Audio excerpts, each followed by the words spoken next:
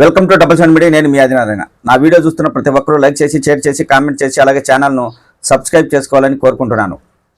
బ్రహ్మోత్సవాల సమయంలో TDP YCP నేతల మధ్య జరిగిన వాగ్వాదం ఇప్పుడు చర్చనీయాంశంగా మారింది. టీటీడీ భద్రతా వైఫల్యంపై సర్వత్రా విమర్శలు వినిపిస్తున్నాయి.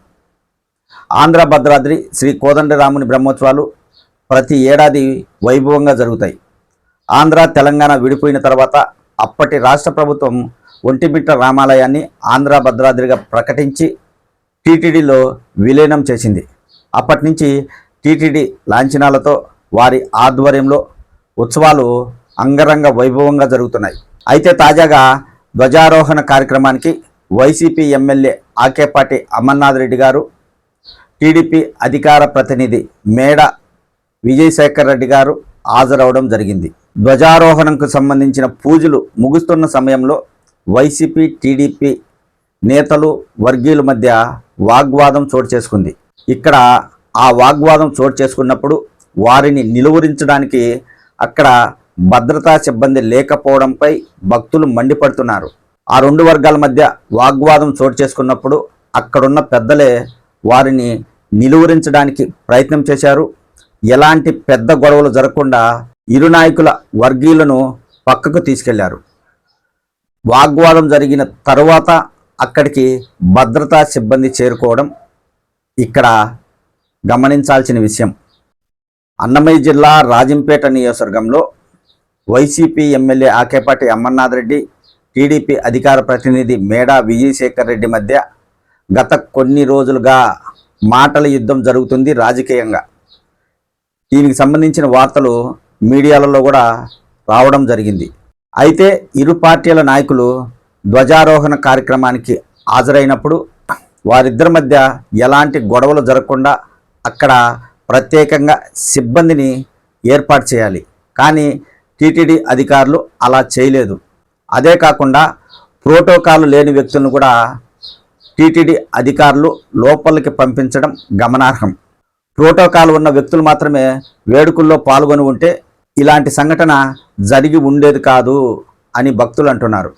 ఆదివారం శ్రీరామనవమి, అదే రోజు బ్రహ్మోత్సవాలు ప్రారంభించడానికి ధ్వజారోహణ కార్యక్రమం జరుగుతుంది. వేలాది మంది భక్తులు రామయ్య దర్శనానికి వచ్చారు.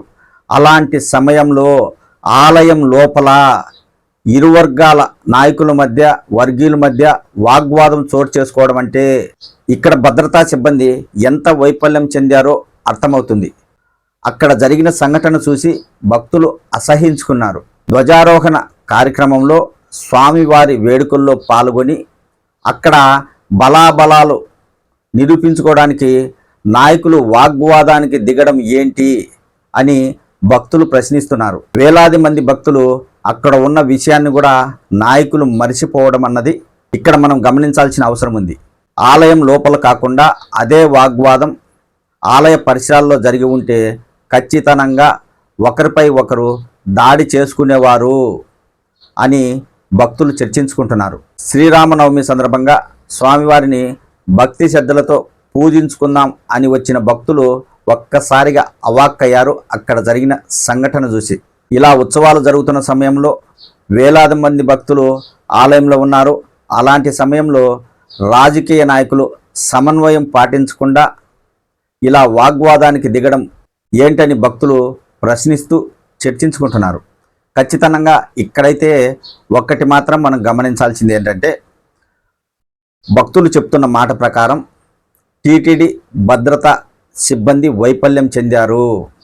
అధికార పార్టీ నాయకుడు, ప్రతిపక్ష పార్టీ నాయకుడు ఒకే వేదిక దగ్గర ఒకే చోటికి వచ్చినప్పుడు ఖచ్చితంగా టీటీడీ భద్రతా సిబ్బంది చర్యలు తీసుకోవాల్సిన అవసరం ఉంది. ఎందుకు అజాగ్రత్తగా ఉన్నారు అని రామయ్య భక్తులు ప్రశ్నిస్తున్నారు, చర్చించుకుంటున్నారు. మొత్తానికైతే ఇంకా వారం రోజుల పాటు ఒంటిమిట్ట శ్రీ కోదండరాముని బ్రహ్మోత్సవాలు జరుగుతాయి. ఇప్పటికైనా టీటీడీ అధికారులు మేల్కొని ఇలాంటి సంఘటనలు పునరావృతం కాకుండా చర్యలు తీసుకోవాల్సిన అవసరం ఉందని రామయ్య భక్తులు అంటున్నారు.